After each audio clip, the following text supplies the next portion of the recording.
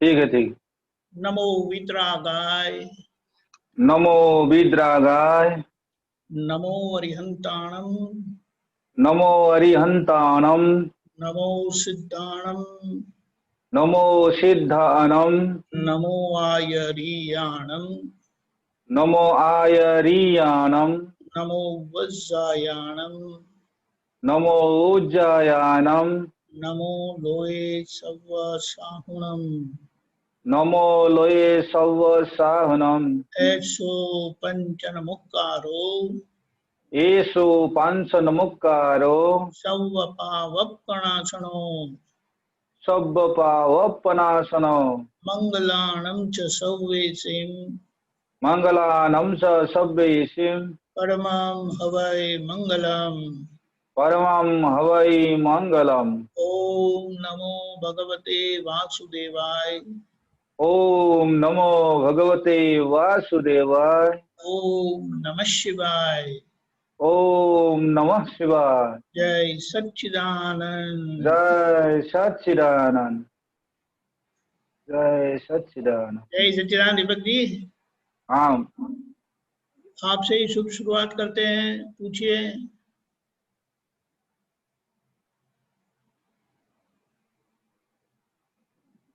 जय सच्चिदानंद। जय सच्चिदानंद। थोड़ा पांच अग्ना अग्ना अग्ना के बारे में बताइए थोड़ा। अच्छा, पहले तो ये समझना है कि ज्ञान मिलने के बाद हमें अपनी पहचान हो गई कि मैं कौन हूँ। हाँ। अभी ज्ञान मिलने के बाद जैसे कि मेरे भगवत स्वरूप का मुझे मेरी पहचान हुई, बराबर। तो मुझे भगवान होने का व्यवहार करना है। हाँ। जैसे कि शादी होने पर आप हस्बैंड हो जाते हैं, हाँ। तो फिर हस्बैंड का व्यवहार करना होता है ना। हाँ करना तो पड़ेगा ना समझिए। तो लेकिन आपकी शादी नहीं हुई है ना अभी।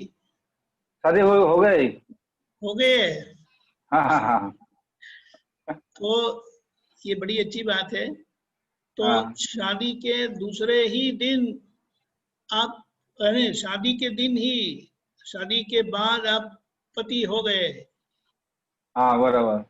और आपको तुरंत ही अभी पति का रोल करना है, पति होने का व्यवहार करना है।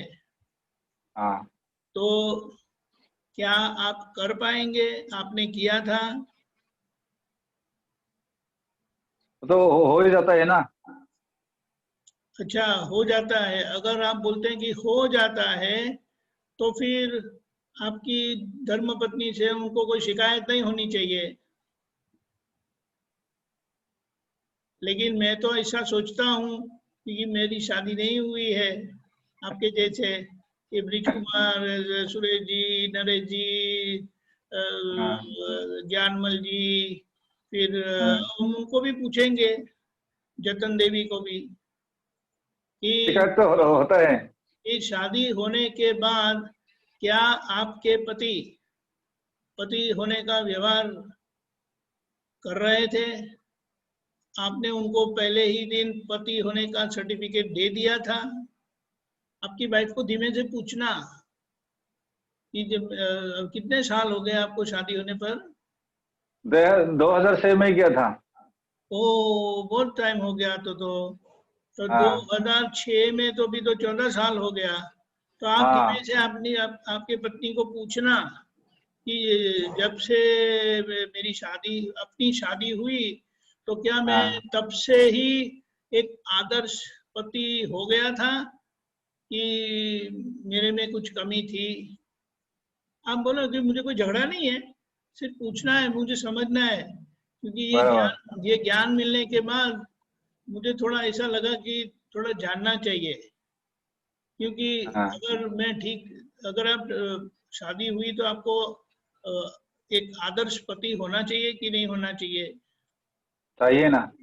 तो आदर्श पति होने के नाते आपको क्या क्या करना चाहिए वो पहले ही दिन समझ में आ जाता है? नहीं नहीं, वो तो थोड़ा टाइम लगता है ना। तो टाइम लगता है।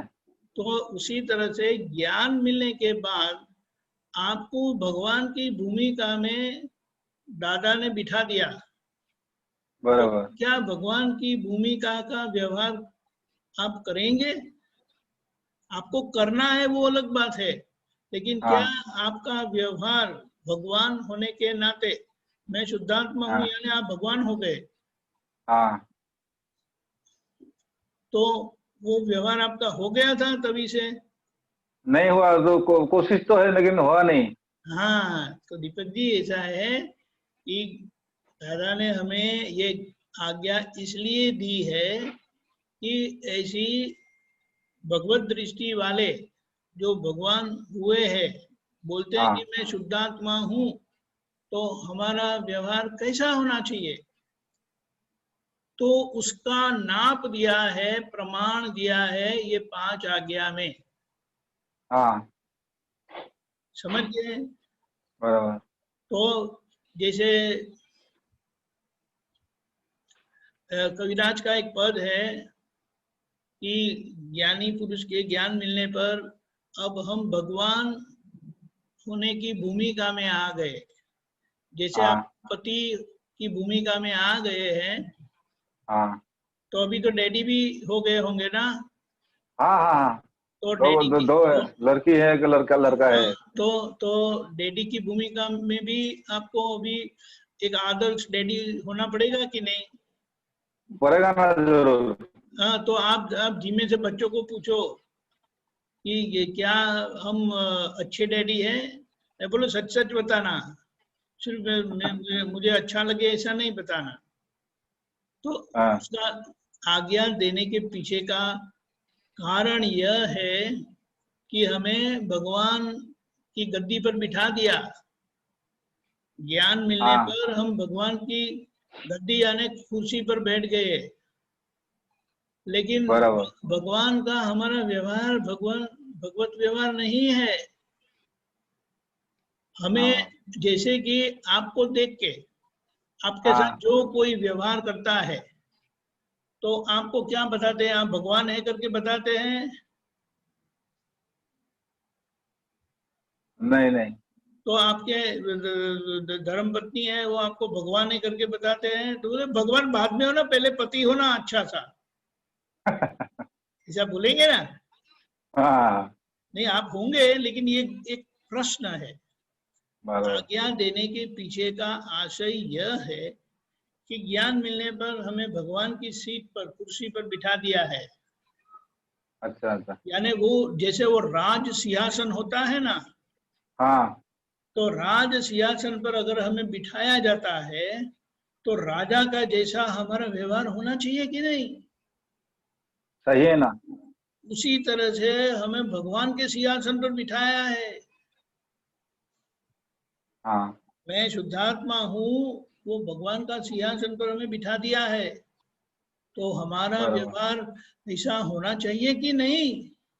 सही है ना, समझिए। यानी हम जिनके भी परिचय में आए, घर हाँ पर बाहर कहीं भी, हम जिनके भी परिचय में आए, तो उनको क्या महसूस होना चाहिए कि ये भगवान है करके। तो भगवान जैसा है।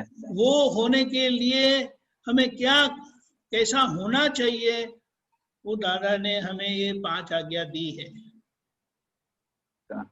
जैसे दादा भगवान भगवान है ऐसा सब लोगों ने महसूस किया, बराबर। जो जो उनको मिले, उनको सबने किया है। देहधारी परमात्मा है करके। हाँ तो वही ज्ञान हम बोलते हैं दादा भगवान जैसा शुद्धात्मा हूँ, सिमंदर स्वामी भगवान जैसा शुद्धात्मा हूँ, महावीर भगवान जैसा शुद्धात्मा हूँ, कृष्ण भगवान जैसा शुद्धात्मा हूँ, शिव हाँ स्वरूप शुद्धात्मा हूँ। तो अगर हम बोलते हैं कि मैं शुद्धात्मा हूँ और मैं ऐसा शुद्धात्मा हूँ, दादा भगवान जैसा, सिमंदर स्वामी भगवान जैसा, कृष्ण भगवान जैसा, ठीक हाँ। है, शिव स्वरूप शुद्धात्मा हूँ, तो हमारा व्यवहार ऐसा होना चाहिए कि नहीं? सही है ना? तो वो व्यवहार का प्रमाण 5 आज्ञा में दिया है। हाँ इसीलिए वो व्यवहार को हमें पहले समझ लेना है कि उसका मतलब क्या होता है। हाँ तो वो समझने पर हमारा निश्चय दृढ़ होता है, फॉर्म होता है, पक्का होता है कि मुझे इस तरह से रहना है। आप बोलते हैं कि मुझे आदर्श पति बनना है, मुझे आदर्श पिता बनना है, हाँ जैसे कि, लेकिन बराबर। आदर्श पति कैसे होते हैं, आदर्श पिता कैसे होते हैं, वो तो आपको समझ में आना चाहिए ना पहले। समझ में आना चाहिए समझे। तो वो समझ में आएगा तो उसका निश्चय होगा कि मुझे ऐसा होना है, और निश्चय होने हाँ के बाद आपके व्यवहार में परिवर्तन आएगा क्योंकि आपने निश्चय किया। आप समझे? ठीक ठीक। हाँ जैसे हाँ। कि मैंने ऐसा सोचा है, ठीक है पढ़ेंगे तो ठीक है, कैसा भी, तो मैं ठीक तरह से पढ़ाई नहीं करूंगा। नहीं। लेकिन अगर मैंने ऐसा तय किया कि नहीं मुझे पढ़ना है, तो दिन भर दिन मेरी पढ़ाई आगे बढ़ती जाएगी। मेरा जीवन व्यवहार ही बताएगा कि नहीं ये पढ़ रहा है, ये कुछ बनेगा जिंदगी में, क्योंकि अब वो पढ़ रहा हाँ है। पहले हाँ जब मैं पढ़ता नहीं था तो लोग ऐसा ही समझते थे, ये तो क्या पढ़ने वाला नहीं है, कुछ कुछ हाँ करता नहीं है, सारे दिन इधर उधर घूमता रहता है, खेलता रहता है, तो ये क्या पढ़ेगा, क्या बनेगा जीवन बराबर। में। आप समझे? हाँ हाँ हाँ। तो वो व्यवहार, भगवान का व्यवहार कैसा होता है, उसका प्रमाण 5 आज्ञा में दिया है। तो अच्छा। पहले दृष्टि का व्यवहार है। हाँ वैसे सारी आज्ञा में दृष्टि ही है। दृष्टि का मतलब है समझ। समझ। कौन सी समझ से आप जीवन जिएंगे अभी। हम्म। तो आपको भगवान की कुर्सी पर, सिंहासन पर बिठाया है, लेकिन आप दीपक जी भी है हाँ और शुद्धात्मा भी है।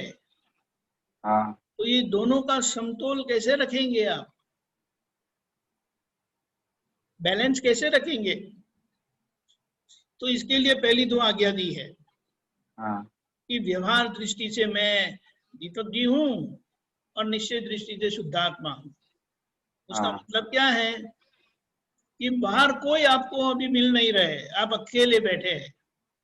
हाँ तो आप मैं शुद्धात्मा हूं करके शुद्धात्मा में एकाकार रहेंगे। हाँ ये समझ में आया? बाहर हाँ कोई समझ में व्यवहार आया। नहीं है, आपको कोई अटेंशन देना नहीं है। हाँ अभी बच्चे आ गए, पापा पापा हाँ करके आए, तो आपको हाँ। तुरंत क्या समझ में आता है? बच्चे आ गए हैं बच्चे आ गया है। और मैं मुझे भी पापा का रोल करना है। हाँ और पापा कैसे? आदर्श पापा, परफेक्ट हाँ पापा। आदर्श का मतलब परफेक्ट पापा, आइडियल पापा। हाँ हाँ। तो अभी आइडियल पापा कैसे होते हैं, वो आपको समझ लेना है। आप समझे? बराबर। तो हाँ तभी आपको, आप ही है मैं। हाँ अभी कुछ देर पहले जब बच्चे नहीं आए थे तो आप बोलते थे मैं शुद्धात्मा हूँ, मैं शुद्धात्मा हूँ, मैं शुद्धात्मा हूँ, ठीक है। हाँ हाँ अभी बच्चे आ गए तो फाइल आ गई। हाँ फाइल यानी दीपक जी की कर्म की कनेक्टिविटी। हाँ। अभी दीपक जी की कर्म कनेक्टिविटी आ गई है, तो कर्म का मतलब है लेना देना। लेना देना। लेना देने का मतलब क्या है? या तो उनसे आपको सुख होगा या उनसे आपको दुख होगा। हाँ दोनों में से होगा। हाँ, दोनों में से एक होगा, सुख नहीं तो दुख। तो हाँ, दो में से कोई भी एक होता है या दोनों का हाँ मिक्स होता है, लेकिन होता है। हाँ हाँ तो बोले सुख आएगा तो आपको सामान्य तौर पर अच्छा लगता है, हाँ। और दुख आता है तो अच्छा नहीं लगता है। बराबर। तो अगर सुख आता है तो आपको अच्छा लगता है और सामान्य पर आप अच्छा सा व्यवहार करेंगे। हाँ और अगर दुख आता है तो आप गर्म हो जाएंगे, कुछ भी ठीक व्यवहार नहीं हाँ होगा आपके तरफ से। किसी से दुख आएगा तो आपका व्यवहार ठीक नहीं होगा। ठीक है। हाँ बराबर। तो यहाँ पर आज्ञा दी है कि आप शुद्धात्मा है, लेकिन अभी दीपक जी का व्यवहार आया है तो आप बोलेंगे मैं व्यवहार दृष्टि से दीपक जी हूँ, और हाँ व्यवहार दृष्टि के दीपक जी में अभी बच्चे आए तो अच्छे पापा का रोल करना है। हाँ ठीक है। अभी बच्चों हाँ से आपको सुख भी हो सकता है, दुख भी हो सकता है, तो बोले हाँ उनसे सुख हो कि दुख हो, मुझे संभव से निपटारा करना है। हाँ वो संभव से निपटारा करने का आप तय करते हैं, वो मेरा अच्छा। निश्चय है। हाँ क्योंकि अभी आपको ये कर्म के हिसाब वाले हैं, उनसे निपटारा करना है, मुक्त होना है। हाँ क्योंकि आप शुद्धात्मा हुए हैं और ये कर्म के हिसाब बाकी रह गए हैं। हाँ कर्म के हिसाब को पूरा किए पहले ही आपको भगवान के सिंहासन पर बिठा दिया है, और भगवान का हाँ बड़ा अच्छा ताज पहना दिया है, मुकुट पहना दिया है। हाँ अगर भगवान का मुकुट पहनाया है तो आपका व्यवहार भगवान जैसा होना चाहिए कि नहीं? सही है ना सर जी। नहीं तो भगवान के सिंहासन पर हम जोकर जैसे नहीं लगेंगे। लगेगा ना। हाँ।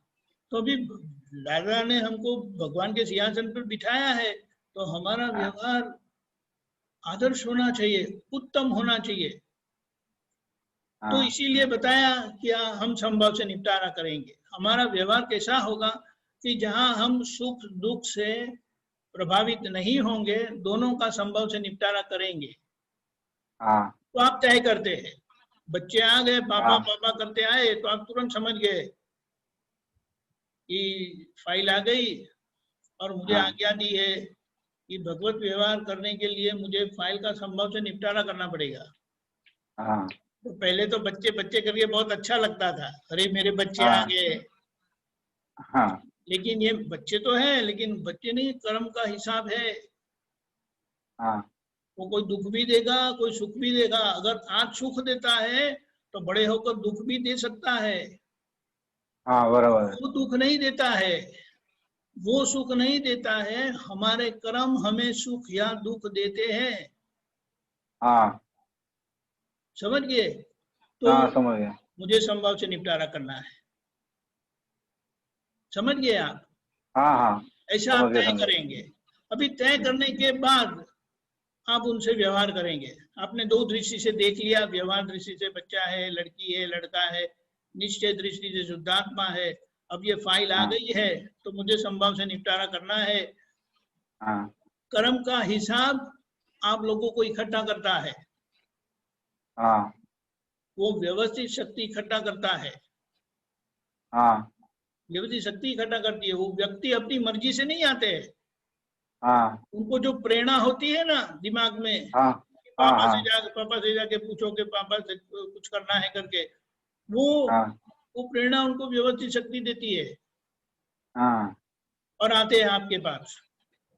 तो आप दो दो दृष्टि से देख लेते हैं, आप समझ लेते कि ये टाइम पर उनको किसने भेजा, तो बोले व्यवस्थित शक्ति ने भेजा। क्यों भेजा? वो मेरे कर्म का हिसाब अब पक्का हुआ है आज, तो हम्म मुझे संभव से निपटारा करना है। ऐसा बराबर। आप तय करेंगे और फिर व्यवहार करना है, यानी दीपक जी व्यवहार करेंगे। हाँ आपने तय किया मुझे संभव से निपटारा करना है, और हाँ दीपक जी अभी गाड़ी, जैसे ड्राइवर होते हैं ना गाड़ी का, हाँ तो अभी आप जिस तरह से ड्राइव करेंगे वैसे गाड़ी चलेगी। हाँ चलेगा। अगर गाड़ी टेढ़ी मेढ़ी चलती है तो गाड़ी का प्रॉब्लम है कि ड्राइवर का प्रॉब्लम है? ड्राइवर का प्रॉब्लम है। यस। अगर हाँ दीपक जी ठीक नहीं है तो वो आपकी हाँ गलती है। आप दीपक जी हाँ नहीं है, आप दीपक जी में मैं करके जो जीते हैं ना वो है। और आज हाँ आपको दृष्टि मिल गई है, मैं शुद्धात्मा हूँ, और आपको हाँ आज्ञा मिल गई है, शुद्धात्मा दृष्टि के साथ आज्ञा मिली है, तो भी आपको आज्ञा से व्यवहार करना है। हाँ लेकिन होगा या ना भी होगा, होता है तो बराबर। अच्छा है, नहीं होता है तो फिर उसकी दवाई करनी है, उसको करेक्ट करना है। हाँ आपने कहा कि मुझे संभव से निपटारा करना है, लेकिन वो बच्चा कुछ करके आया और पूछने लगा तो आपका दिमाग हिल गया एकदम ही, और हाँ आप गुस्से हो गए, गरम गुस्से गुस्से में आ गए और आपने बोल दिया। तो हाँ आप अंदर से पता चल गया कि अरे ये तो गलती हो गई, ऐसा नहीं हाँ होना चाहिए। क्योंकि कोई जो गलती करता है उनको व्यवस्थित शक्ति करवाता है, आपको बोलना नहीं है, अंदर से समझना है। हाँ वो बच्चे ने जो किया, क्योंकि उसको अच्छा बुरा करने की प्रेरणा वो व्यवस्थित शक्ति देता है, वो नहीं करते है। इसीलिए कहा हाँ सब कर्म के लट्टू है, हाँ कर्म के खिलौने हैं, जिनकी दौर वो व्यवस्थित शक्ति के हाथ में है, ऐसा करके वो करती रहती है, चलाती रहती है, बराबर वो नहीं बराबर। करते हैं। कठपुतली जैसी है, व्यवस्थित के हाथ में ये सब कठपुतलियां हैं, हाँ समझ गए?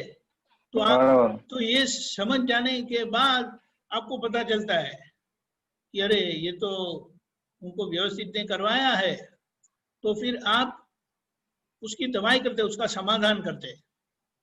अगर वो कुछ अच्छा करके आया, बोले पापा पापा मेरा रिजल्ट आ गया, देखो ये ऑनलाइन एग्जाम हाँ थी ना तो मेरा रिजल्ट आ गया, मैं पास हो गया। तो आप बोलेंगे अरे वाह बहुत अच्छे, ऐसी ही मेहनत करते रहना, हाँ और ऐसा है तो उनके लिए कुछ लेके आओ वगैरह वगैरह।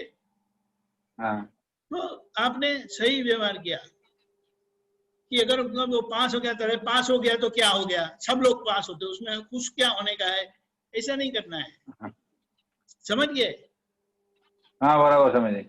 हाँ, और अंदर से समझ लेना है कि आज वो पास हो गए हैं।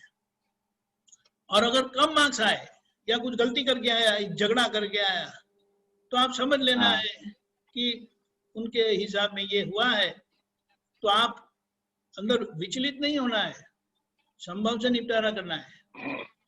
हाँ उनके बुरे मार्क्स आने पर आप थोड़ा गुस्सा तो हो ही जाएंगे, लेकिन फिर हम्म धीरे से आपने संभव से निपटारा करना तय किया है ना, तो आपका व्यवहार हम्म, बैलेंस होगा।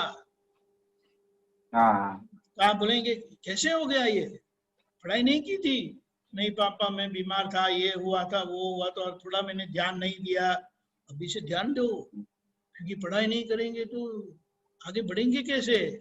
तो उनको आप महसूस करवाओ कि ये गलती है, पढ़ना चाहिए। देखो मैं भी पढ़ा हूँ तो आप ये अच्छे अच्छे से रह सकते हैं, मुझे अच्छी नौकरी है, हम्म ये है वो है। अगर आप पढ़ेंगे नहीं तो हम्म, क्या होगा? फिर वो बाहर के लोग देखो, भिखारी वगैरह सब है, इधर इधर घूमते हैं, क्यों? क्योंकि उनको पढ़ाई नहीं है, उनको संजोग नहीं है पढ़ने का, वरना उनको भी पढ़ना हाँ है। आपको ये संजोग है तो अच्छी पढ़ाई करो। तो ऐसा करके आप समाधान कर लेते हैं, हाँ, यानी उसका संभव से निपटारा करते हैं। बराबर बराबर। उसी तरह से आपके जीवन के सभी संजोग हैं, उसका इस तरह से संभव से निपटा, क्योंकि मैं शुद्धात्मा हूं कि भूमिका पर बैठे, भगवान की सिंहासन पर बैठे नए कर्म बनते नहीं है। हाँ आप समझे? हाँ नए हाँ, समझ गए समझ गए। कर्म, नए कर्म बन भी नहीं सकते, क्योंकि उसके लिए मैं दीपक जी ही हूं करके होना चाहिए, वो नहीं है, वो निकल गया अभी। हाँ और ऐसा है भगवान के सिंहासन पर बिठा दिया और ये सब व्यवहार खड़े हैं, अभी बाकी है, तो उसका हाँ बोले संभव से निपटारा कर दो। संभव से निपटारा करने में क्या होता है, तो सहज में वो कर्म के अच्छे हैं परिणाम, सुखदाई है या दुखदाई है, दोनों परिणाम में आप स्वस्थ रहते हैं, समतोल रहते हैं, बैलेंस रहते हैं, और उसका संभव से निपटारा हो जाता है।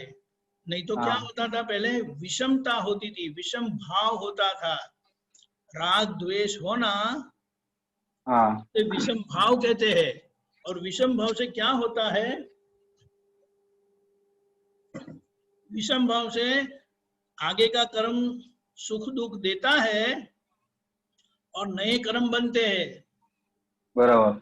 लेकिन अब नए कर्म बनते नहीं है। लेकिन पुराने कर्म कब खाली होंगे, जब हमारा संभव से उसका निपटारा होता है तब। अच्छा अच्छा। अगर आप संभव से निपटारा करेंगे तो बच्चा भी क्या बोलेगा, मैं पास हो गया और पापा बहुत खुश हो गए, बहुत अच्छी बात है, हाँ बोले पापा बहुत अच्छे हैं।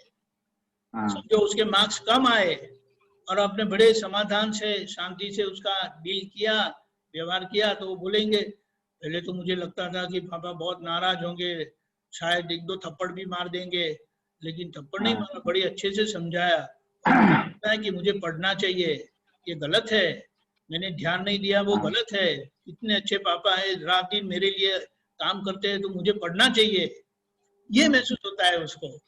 आप समझ गए? अच्छा। तो ये हाँ हमारे व्यवहार का परिणाम उनको इस तरह से आता है, इसीलिए संभव से निपटारा करना है। इसी तरह से जब सभी फाइल का संभव से हम निपटारा कर देंगे, क्योंकि नया बनता नहीं है, हाँ पुराना जो है वो इस तरह से खाली हो जाएगा, और हाँ बाकी का समय है, उसमें जब आप फ्री टाइम है, अब आप कुछ करना नहीं है, तो कीर्तन भक्ति करो, ये सत्संग में आते हैं, आप तो वाणी पढ़ो, या दादा के सत्संग सुनो, तो इस तरह से वो सब चरण विधि करो, तो वो सब शुद्धात्मा के खाते में जाता है। फाइल का संभव से निपटारा करते हैं लोग, फाइलों में शुद्धात्मा देखते हैं, उनका संभव से निपटारा करते हैं, वो शुद्धात्मा के खाते में जाता है।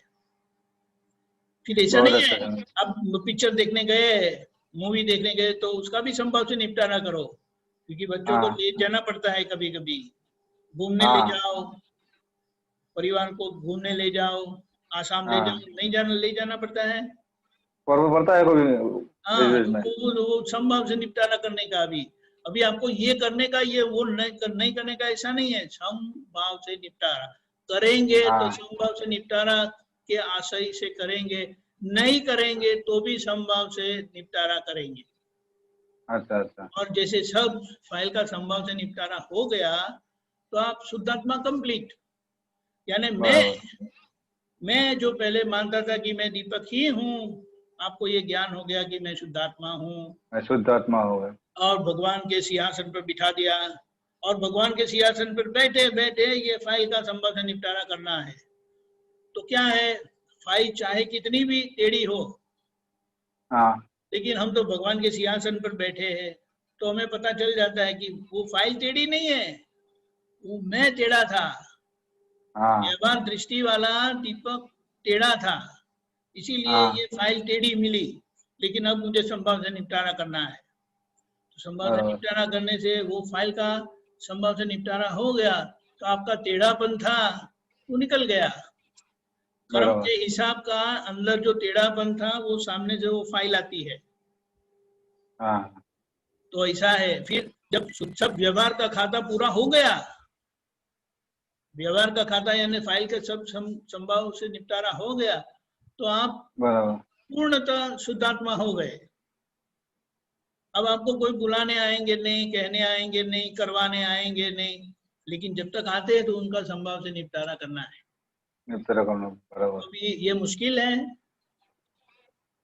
मुश्किल नहीं है समझे। हाँ, बस निश्चय, मुझे पक्का, जितना पक्का निश्चय, हम आज्ञा में रहेंगे, आज्ञा से आपका व्यवहार भगवत व्यवहार होगा, और भगवत हाँ व्यवहार से आपकी दशा बढ़ती जाएगी। बराबर। समझ गए? समझ गया समझे। बस ऐसा है। तो ये ऐसा बराबर। ज्ञान मिला है, दादा भगवान वही हमारा स्वरूप है, और हमें इस तरह से प्रगति करना है। बहुत अच्छा समझिए। समझे। समझ गए हम। जय सच्चिदानंद। जय सच्चिदानंद। जय जय सच्चिदानंद। सच्चिदानंद। ओके अमित जी। जय सच्चिदानंद साहब। जय सच्चिदानंद। बोलिए अमित जी। साहब एक ये चार्ज सदैव डिस्चार्ज की भजना करता है, आप तो सूत्र पढ़ा था साहब एक ये, बराबर है। उसका इसमें मतलब दादाजी क्या क्या है? कहना चाहते हैं? बोलिए फिर प्रश्न। दादाजी क्या कहना चाहते हैं इसमें? उसका मतलब क्या है? बीज है ना, बीज। एक मिनट ना। हेलो।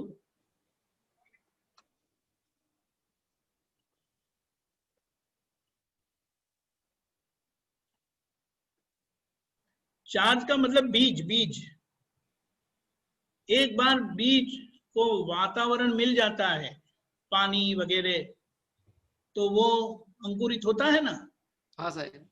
वो बीज है वो चार्ज हुआ है, तो चार्ज डिस्चार्ज की भजना करता है, यानी उसके परिणाम जैसा चार्ज हुआ है ऐसा वो डिस्चार्ज होते जाता है। तो इसी तरह से चार्ज हुआ है उसको डिस्चार्ज करना नहीं पड़ता है, वो होता रहता है, समझे? हाँ साहब जी। ऐसा है।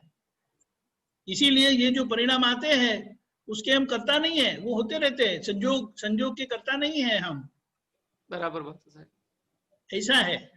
वो तो जैसे जब जो चार्ज किया है बस वो उसी टाइम पे जो बीज डाला है उसके हिसाब से वो डिस्चार्ज होता रहता है सर। हाँ, उसका मतलब क्या है, चार्ज में जो भुगतान का भाव था वो भुगतान हमें मिलता है, लेकिन बराबर। आज वो भुगतने वाले हम नहीं रहे, बराबर है साहब, और उसका हम संभव से निपटारा करते हैं।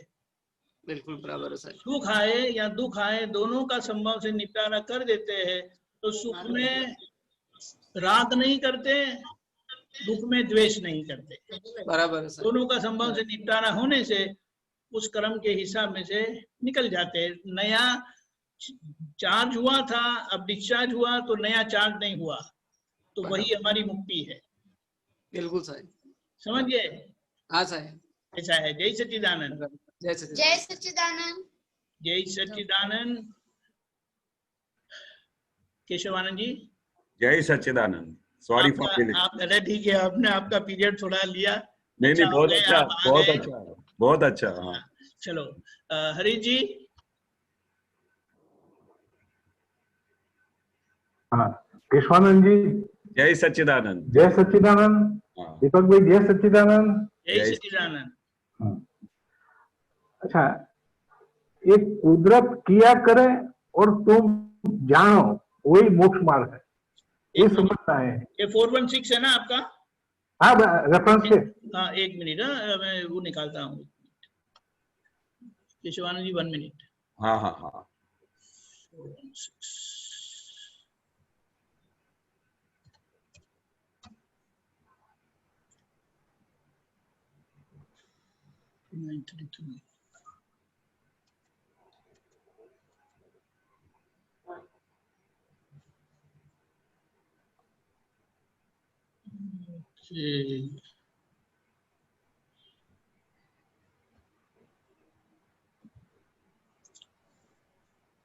ये है।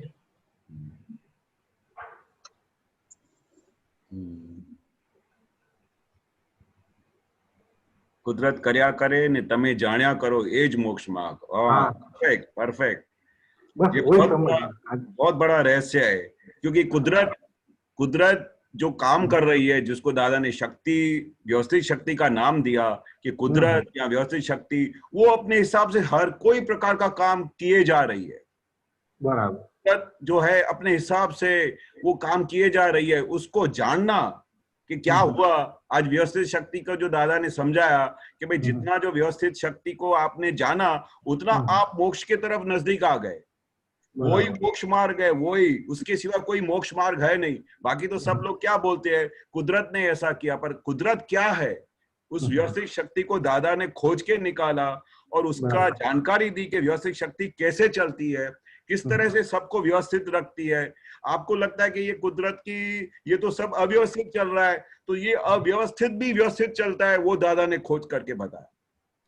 और ये इस चीज को जानने के लिए दादा ने कितने सारे भाव निकाल दिए, कितने सारे जन्म निकाले, तब जाके ये व्यवस्थित शक्ति का ज्ञान प्रकट हुआ।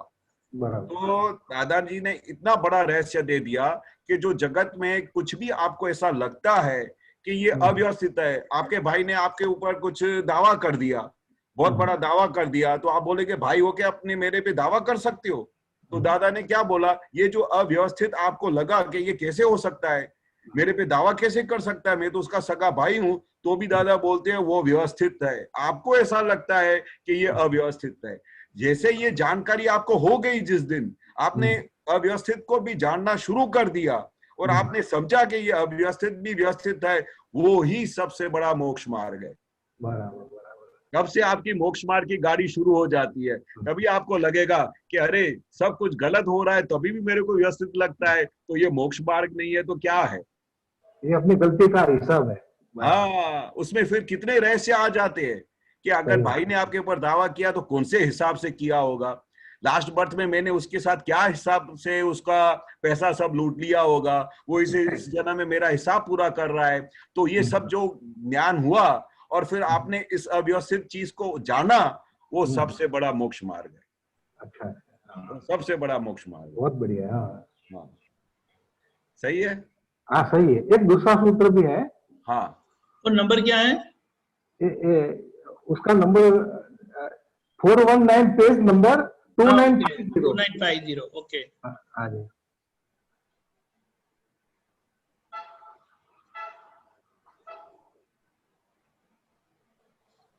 हाँ बस।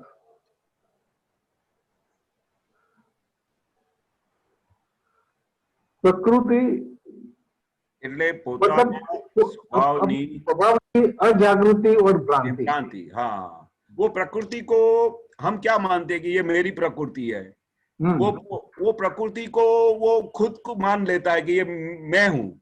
अभी ये जो खुद को मानता है कि ये मेरी प्रकृति है, वो सबसे बड़ी अजागृति है, वही बड़ी भ्रांति है। सबसे बड़ी जगत में ये भ्रांति ये है कि मैं हरीश भाई हूँ, हरीश भाई की प्रकृति है, ये उसका हरीश भाई का स्वभाव है, उसको ही वो खुद का स्वभाव मानता है, उसको ही खुद को मानता है, जिसकी वजह से वो सबको खुद को मानता है।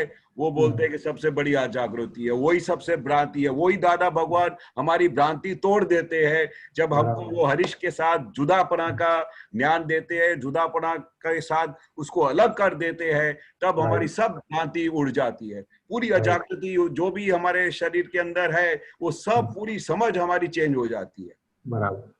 इसलिए प्रकृति को खुद मान लेते हैं कि मैं ही हरीश भाई हूँ, ये मेरा स्वभाव है, ये मेरी प्रकृति है। अरे वो तो हरीश भाई की है, आप तो शुद्ध आत्मा है, आप तो भगवान है, खुद परमात्मा है। और उसको इतनी वो समझ आ गई कि भाई मैं कौन हूँ, और वो प्रकृति से अलग हो गया, वो सबसे बड़ी अजागृति चली गई, आपकी भ्रांति भी चली गई, आप सीधा मोक्ष मार्ग पे आ गए। बराबर। ये कुदरती रचना ही है, बराबर ना? हाँ, राइट।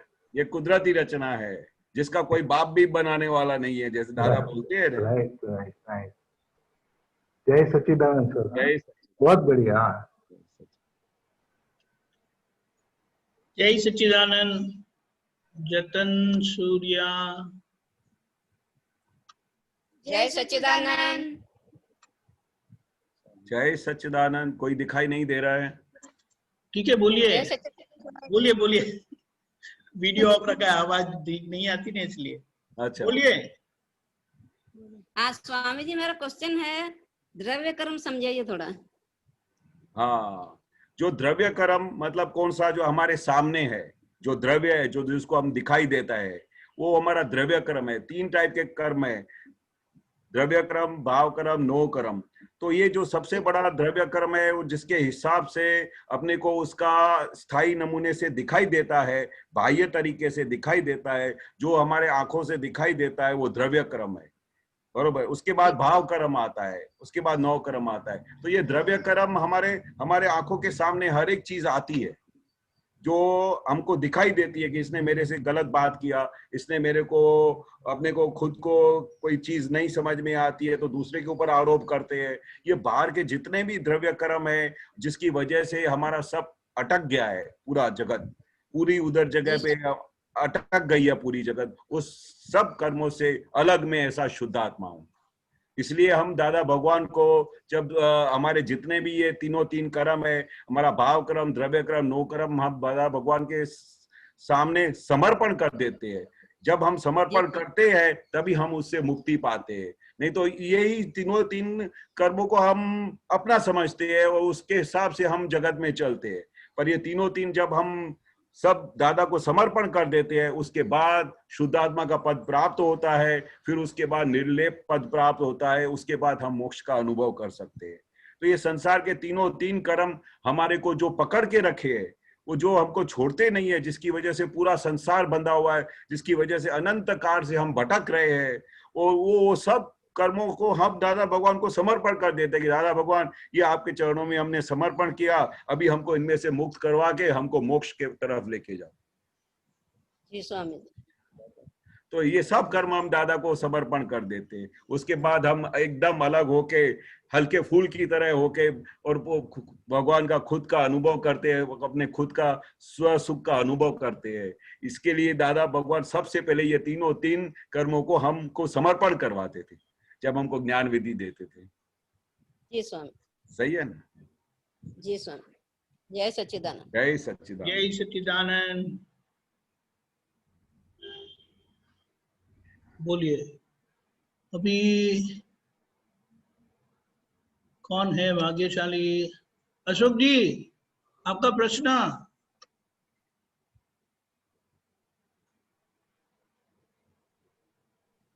जय सच्चिदानंद स्वामी जी।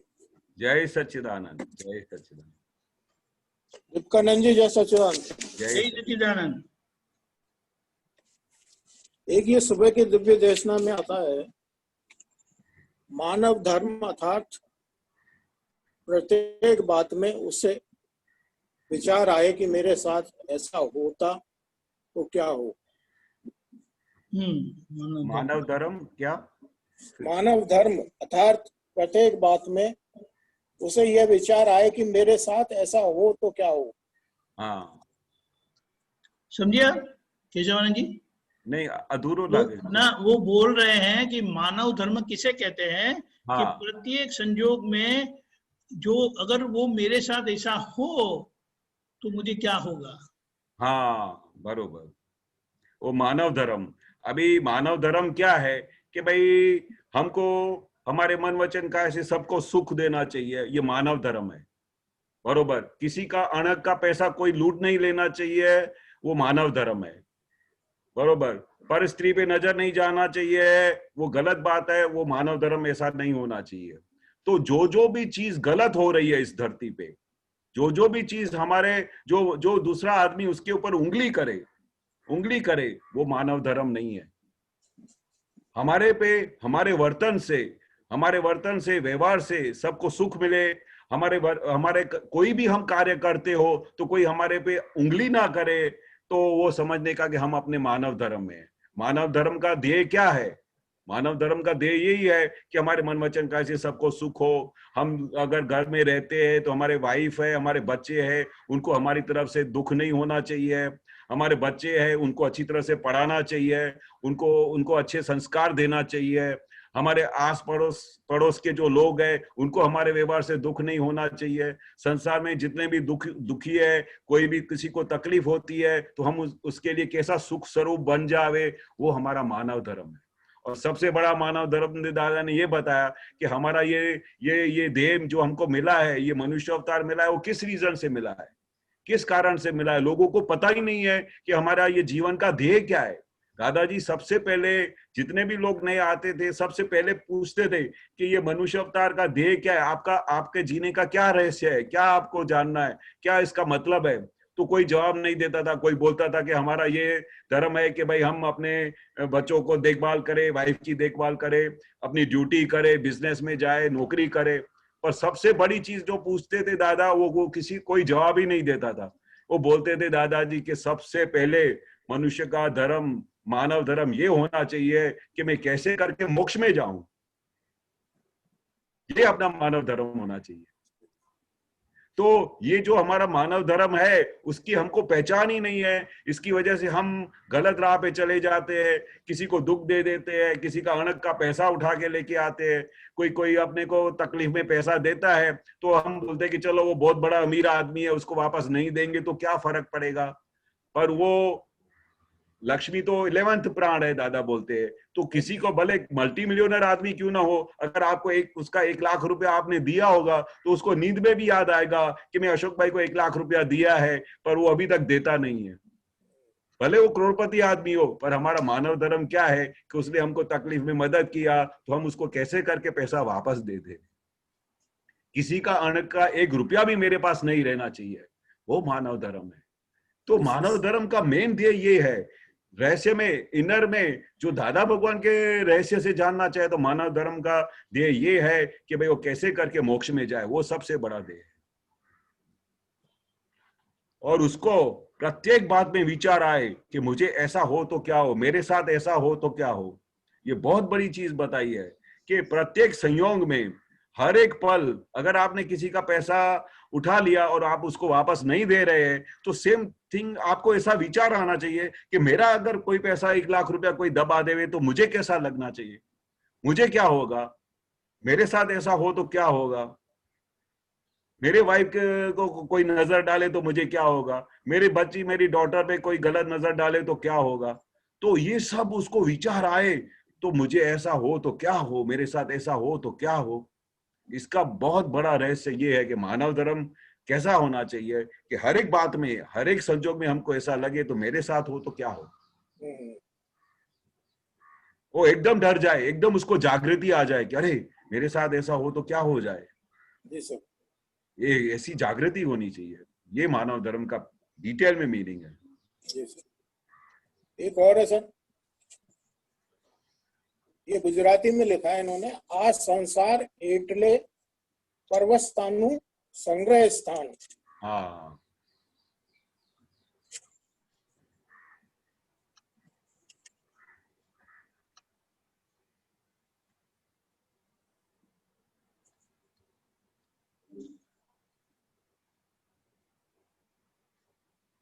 हाँ, आ संसार एटले परवशतानो संग्रह स्थान। ओहो, बहुत बड़ी बात कह दी दादाजी ने। ये संसार में आप सुबह से लेके शाम तक आप विचार करोगे, सोचोगे तो आपको हर एक पल पे ऐसा लगेगा कि कैसी बड़ी परवशता है। परवशता यानी क्या कि भाई जो आप करना चाहते हैं उसके बगैर ऊंधा होता हो, गलत ही होता हो, और फिर इतना मजबूर हो जाए, उस समय इतना वैराग आ जावे कि भाई ये क्या है। अगर मेरे को, अगर वाइफ बोलती है कि चलो पिक्चर पे चलना है, पर वो उस समय आपको दादाजी के सत्संग में जाना हो और वो सत्संग जाते समय वही प्रश्न आके खड़ा हो जावे तो नहीं, आपको तो मेरे साथ चलना ही पड़ेगा पिक्चर में। और उस समय आपका मन बिल्कुल ऐसा हो कि अशोक भाई ये मैं कैसा हालत है मेरी, और मुझे सत्संग में जाने का है और मेरा वाइफ बोलती है कि पिक्चर पे चलो, उस समय आपको परवशता लगेगा। परवश यानी फिर मजबूरी आपकी उसको जाना पड़ेगा, क्योंकि अगर आप नहीं जाए तो फिर कल घर में वो खाना नहीं बनाए, आप तो मेरा कहना नहीं मानते हो, मैंने इतने सपने देख के मैं शादी की आपसे, आप मेरे को घुमाओगे फिराओगे, पर आप तो दिन रात दादाजी की बात करते हो, उस समय आपको परवशता का अनुभव हो।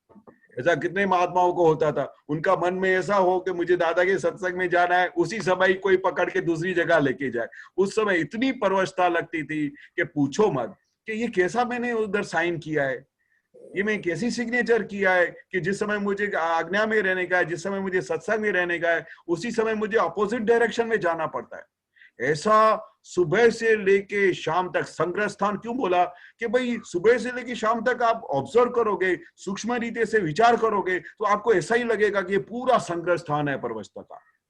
ऑफिस में नहीं जाना हो, दिन में वैराग होता हो तो परवश होके आपको जाना पड़े, क्योंकि नहीं जाऊंगा तो पगार नहीं आएगी तो बच्चों को कैसे खिलाऊंगा। पर अंदर खाने तो यही हो कि यार मेरे को अगर भगवान मिल गए होते, ज्ञानी पुरुष मिल गए होते तो मैं पूरा दुनिया छोड़ देता और आत्मा की तरफ चला जाता, मोक्ष की तरफ चला जाता। तो उस समय आपको परवशता लगती है। भाई बच्चों के साथ एडजस्ट करने में परवशता लगती है।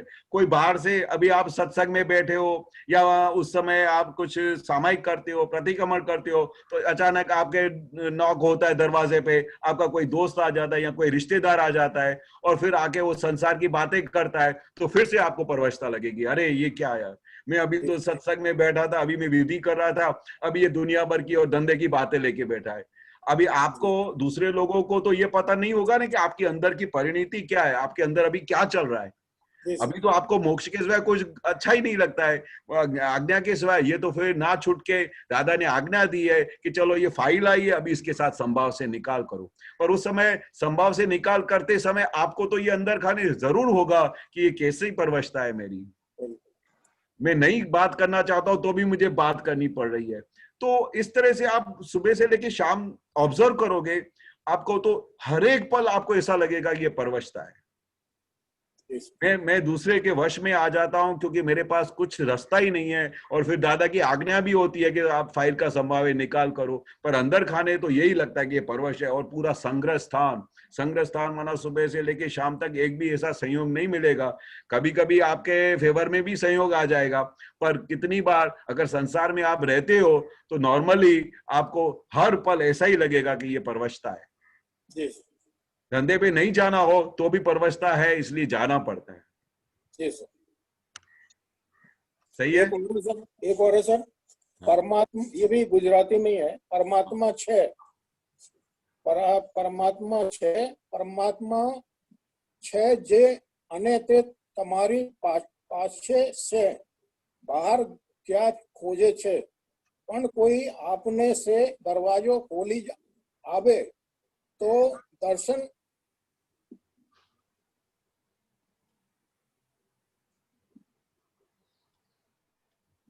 करिए ने।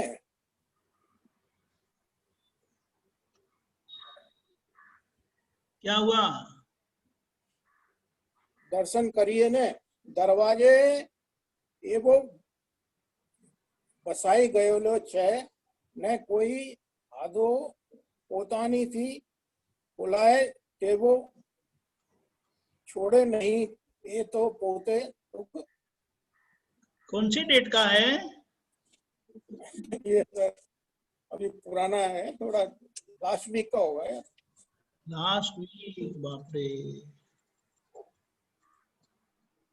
ये संग्रह ये अभी पर्वस्तानों के नीचे वाला ही है कोई? नहीं, लेकिन उसका सूत्र नंबर लिखा है। आइंदा से नोट करके रखूंगा मैं। हाँ, एक मिनट, अगर मेरी सामने आ जाए तो। चलो दूसरा पूछता हूं मैं।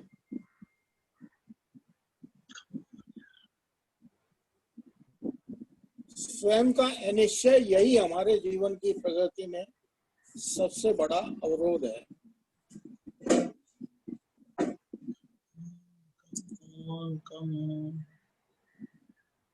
तेजवान जी सुना? हाँ, स्वयं का क्या, फिर से बोलिए। स्वयं का अनिश्चय अनिश्चय यही हमारे जीवन की प्रगति में सबसे बड़ा अवरोध है। हाँ बरोबर, स्वयं का अनिश्चय। एक तो होता है स्वयं का निश्चय, पर ये स्वयं का अनिश्चय मतलब उसमें आपका निश्चय जैसी कोई चीज ही नहीं है। आपको निश्चय करना है कि मुझे दादा के विज्ञान को प्राप्त करना है, तो वो आपका निश्चय आपको मोक्ष तरफ लेके जाएगा, एंड तक लेके जाएगा, केवल ज्ञान की तरफ लेके जाएगा। पर स्वयं का अनिश्चय आपका उसमें अद्भुत है, कोई निश्चय नहीं है, तो वो आपका पूरा कैसे लेके जाएगा मोक्ष मार्ग पे? वो सबसे बड़ा अवरोधक बन जाएगा आपके मोक्ष तरफ का। पूरा विज्ञान निश्चय के ऊपर है, पूरा विज्ञान कि मेरा निश्चय है कि मुझे मोक्ष जाने का है, तो आपको सब कुछ साइंटिफिक सर्कमस्टेंशियल एविडेंस सब इकट्ठे हो जाएंगे, ज्ञानी पुरुष मिल जाएगा वो, और आपके सामने चारों तरफ से कितने सारे ऐसे कनेक्टिंग लोग मिल जाएंगे, कितने महात्मा मिल जाएंगे जो आपको मोक्ष की तरफ हेल्प करेंगे। क्यों? कि आपका निश्चय है कि मुझे मोक्ष मार्ग पे चलना है, मुझे ज्ञानी पुरुष को प्राप्त करना है। पर अगर आपका वो निश्चय नहीं होगा तो आपको कोई संजोग ही नहीं मिलेगा ऐसा। और ज्ञान प्राप्त करने के बाद तो आपका निश्चय बहुत काम करता है, निश्चय से ही आप आगे बढ़ सकते हैं, निश्चय से ही आपका पुरुषार्थ आगे आपको हेल्प करता है, और साइंटिफिक एविडेंसेस आपके निश्चय के हिसाब से ही आपको प्रगति की तरफ लेके जाते हैं। निश्चय बहुत बड़ी चीज है। अगर निश्चय नहीं होएगा तो आप उस मुकाम पे कभी पहुंच ही नहीं सकते, किसी भी चीज को प्राप्त नहीं कर सकते। आपको यहाँ से बॉम्बे जाना है, बरोबर, और उसमें आपका एक बार सिग्नेचर हो गया कि मुझे किसी भी हालत में जाना है, तो फिर क्या करेंगे आप? अगर गाड़ी आपकी छूट गई, ट्रेन आपकी छूट गई, तो आप बोलोगे कार में चला जाता हूँ, कार नहीं मिलती है तो चलो फ्लाइट में चला जाता हूँ। पर आपका निश्चय है कि मुझे बॉम्बे पहुंचना है, कि वहां से मेरे को यूएसए की फ्लाइट पकड़नी है, तो आपका निश्चय आपको वहां पर ठेठ पहुंचा ही देता है। मैंने आज तक अपने लाइफ में कभी ऐसा संजोग नहीं देखा है, या कितने भी मेरे ऐसे पहचान वाले रिश्तेदार, जब भी मैंने उनको देखा हो कि उनको अगर यूएसए जाना है, ऑस्ट्रेलिया जाना है, तो आज तक ऐसा मेरे को कान पे सुनाई नहीं दिया कि उसने कोई फ्लाइट मिस कर दी हो। वो 6 घंटा पहले जाके एयरपोर्ट पे बैठ जाते हैं, उधर जाके पहुंचने के बाद सब प्लानिंग करेंगे, उधर जाके सो जाएंगे, पर फ्लाइट मिस नहीं करेंगे क्योंकि उसका निश्चय है कि मुझे फ्लाइट पकड़ना है। तो देखो कभी मिस होता ही नहीं है। हाँ, जी। फ्लाइट कभी खुद सामने से बंद हो सकती है, फ्लाइट में प्रॉब्लम हो सकती है, पर खुद वो पहुंचने से रुक नहीं सकता है क्योंकि उसका निश्चय है। तो दादा ने बोला वो निश्चय आपको मोक्ष लेके जाएगा। आपका निश्चय है पक्का कि मुझे इस मार्ग पे चलना है, तो सब लोग ऐसे ही लोग आपके आसपास मिलेंगे जो आपको मोक्ष की तरफ लेके जाएंगे। जी सर। अशोक जी, परमात्मा, हाँ हाँ यही है सर। हाँ, परमात्मा छे ज। वो प्रश्न पूछते हैं कि भगवान है? दादा पूछते हैं परमात्मा तो 100% है और वो आपके पास है, पर आपको उसकी पहचान नहीं है। जी जी। आपके अंदर भगवान है। बाहर, आप बाहर कहाँ ढूंढ रहे हो? हाँ हाँ। भगवान तो तुम्हारे में ही बैठे हुए हैं, विराजमान बैठे हुए, आप बाहर ढूंढ रहे हो। आप दर्शन करिए। हाँ, पर कोई आपने ये दरवाजो खोली, आपे तो दर्शन करिए ने। अभी भगवान का अंदर मंदिर में बैठे हैं, विराजमान है, बरोबर, मंदिर का द्वार बंद है, बरोबर, तो आप क्या बोलोगे कि कोई महाराज कोई दरवाजा खोलो तो मैं भगवान का दर्शन कर सकूं। जी जी जी। पर जब कोई ऐसे दरवाजा खोल के देवे ऐसा ज्ञानी पुरुष, तो हम उसी के बाद ही दर्शन कर सकते हैं। पर बाकी हम तो क्या सोचते हैं कि भगवान इधर है, भगवान उधर है, भगवान यात्रा में है, भगवान मूर्ति में है। भगवान तो आपके अंदर विराजमान बैठे हैं, पर हमको उसकी पहचान नहीं है, हमको कोई पहचानता नहीं है कि भाई हम कहाँ बैठे हैं। इसके लिए हम दिन रात बाहर ढूंढते रहते हैं और फिर क्या बोलते हैं, वो दरवाजा वो ऐसे बंद हो गया है कि वो खुद से तो कभी खुल ही नहीं सकता। अभी क्या बोलते हैं, हमने खुद ही ऐसा दरवाजा ऐसा ठोक के बंद कर दिया है कि वो खुद खुल ही नहीं सकता। तो वो कैसे खुल नहीं सकता? एक बार मैं एक एग्जांपल देता हूँ। मेरा टेरिस का एक दरवाजा है, बरोबर, तो वो मैंने ऐसा जोर से बंद कर दिया कि बाहर से कोई आए नहीं, कोई चोरी बोरी नहीं करे। तो बारिश का टाइम आ गया और वो दरवाजा ऐसा बंद हो गया कि जिस समय मेरे घर में वो कोई सर्वेंट आया तो मैं उसको दरवाजा खोल खोल के थक गया, मेरा पूरा शरीर का ताकत मारा, तो भी वो दरवाजा खुलता नहीं था। तो फिर मुझे क्या करना पड़ा, तो मुझे एक सुथार को लेके आना पड़ा और सुथार को बोला कि यार ये दरवाजा, बोलता है ऐसा कैसा दरवाजा बंद कर दिया कि खुलता ही नहीं है। तो मैं बोला कि ऐसा जोर से बंद किया था कि अंदर कोई जा नहीं सके, कोई खोल नहीं सके, तो अभी मेरे से ऐसा बंद हो गया है कि ये दरवाजा नहीं खुल रहा है। तो फिर वो तो कलाकार होते हैं सुथार, उसने क्या किया, धीरे धीरे चारों तरफ से थोड़ा थोड़ा ठोक दिया और ऐसा करके धीरे से दरवाजा ऐसा खोला। तो मैं हैरान हो गया, बोला ये कैसे दरवाजा खोला? बोला ये तो हमारी आवड़त है, वो हमारी आइडिया है, वो हमारा तरीका, आपसे कैसे खोलेगा? तो दादाजी क्या बोलते हैं, आपने ऐसा दरवाजा बंद कर दिया है कि वो दरवाजा आपसे खुलता ही नहीं है। तो फिर ऐसे एक्सपर्ट को, किसी ज्ञानी पुरुष को बुलाना पड़ता है कि हे भगवान, ये मेरा बंद द्वार खोल के दे तो मैं भगवान का पूरा दर्शन कर सकूं।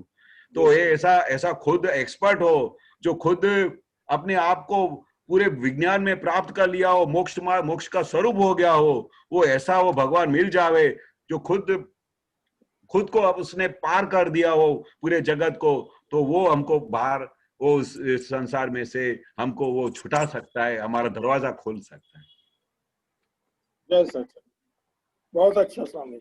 हाँ, कारण तारा ज्ञानी पुरुष નું જ કામ છે। फिर दादा एंड में फाइनली खुला करते कि आपको नहीं समझ में आए तो वो ज्ञानी पुरुष जो है, जो सबको पार पहुंचाता है, जो सबके द्वार खुले कर देता है, ये उसी का काम है। तुम्हारे से कुछ नहीं होएगा, तुम करने जाओगे तो उधर और दरवाजा बंद हो जाएगा, क्योंकि आपको ऐसी आवड़त नहीं है ना दरवाजा खोलने की। इसलिए ये बताते हैं कि भगवान ज्ञानी पुरुष के चरणों में बैठ जाओ, उनके वो जो सर्वज्ञ पुरुष है उसके कहे मुताबिक चलो, तो तुम ये पूरे दुनिया के सब दरवाजे खोल सकते हो। दीपिकानंद जी, अब मेरे को थोड़ी थोड़ी गुजराती पढ़ना आ गया। अरे वाह, क्या बात है। हमने भी ऐसे ही सीखी, मुझे क्या थोड़ी आता था। जब दादा के पास आया तो मैं सब उनके साथ इंग्लिश में बात की थी। जय सच्चिदानंद। जय सच्चिदानंद। वैसे हमारा समय हो चुका है, लेकिन एक प्रश्न ले सकते हैं, कोई किसी को है? ब्रिज कुमार बोलिए।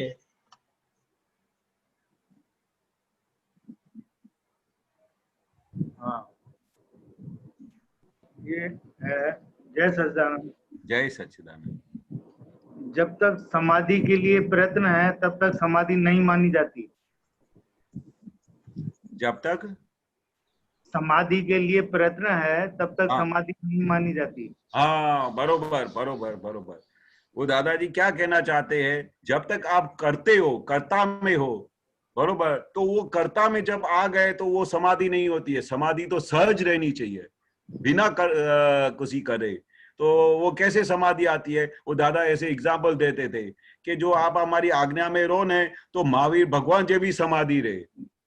कैसे बोलते थे कि भगवान महावीर जैसी समाधि रहे अगर आप आज्ञा में रहो तो। दादा के 5 आज्ञा में हमने ऐसी दी है कि महावीर भगवान जैसी समाधि रहे। तो वो कैसे बोलते हैं कि आज्ञा पाड़ने से, दादा का ज्ञान समझने से, दादा का विज्ञान समझने से सहज रीते है। पर आप समाधि करने के लिए ऐसा बैठ जाओगे तो वो समाधि नहीं होएगी। कैसे आंख बंद करके समाधि करते हैं, बाह्य समाधि, वो समाधि से काम नहीं होता है। इंटरनल समाधि चाहिए, अंडरस्टैंडिंग की चाहिए, ज्ञान की समाधि चाहिए, दादा की आज्ञा की समाधि चाहिए, जो हलते चलते आंख खुलते हुए भी आपको समाधि दिखाई दे।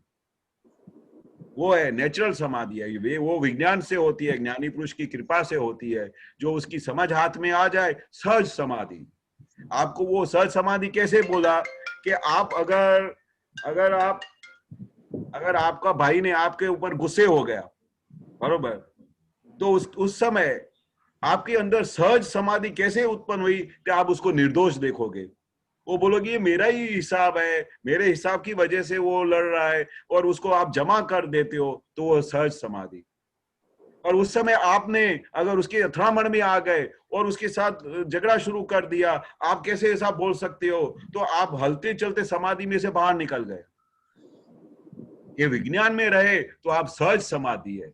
24 घंटे तुम समाधि में रहते हो। भले आप समाधि के लिए पलाटी मार के नहीं बैठते हो, पर आपको सहज समाधि रहती है। विज्ञान का ये कमाल है, ज्ञानी पुरुष का ये समझ का कमाल है। कुमार जी, और कुछ? बस जय सच्चिदानंद। जय सच्चिदानंद। आप जय त्रिमंत्र बुलाएगा केशवानंद जी, आप बुलाएं त्रिमंत्र। नमो वितरागाय, नमो वितरागाय, नमो अरिहंताणम, नमो हरिहंताणम, नमो सिद्धाणम, नमो सिद्धाणम, नमो आयरियाणम, नमो आयरियाणम, नमो वज्जायाणम, नमो वज्रायाणम, नमो लोये सव्व साहुणम, नमो लोये सव्व सावणम, ऐसो पंचन मुक्कारो, ऐसो पंच नमोकारो, सव्व पावपणासनो, सव्व पावपणासनो, मंगलाणं च सव्वेसिम, मंगलाणं च सव्वेसिम, परमं हवै मंगलम। परमं हवै मंगलम। ओम नमो भगवते वासुदेवाय। ओम नमो भगवते वासुदेवाय। ओम नमः शिवाय। ओम नमः शिवाय। जय सच्चिदानंद। जय सच्चिदानंद। जय सच्चिदानंद।